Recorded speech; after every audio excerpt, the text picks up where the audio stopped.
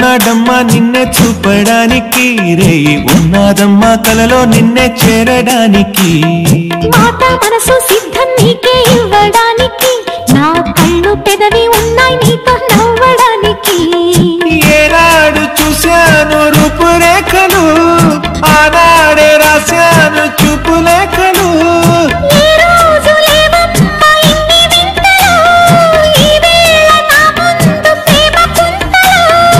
ఏడు వింతలను మించే వింత మన ప్రేమే సుమా.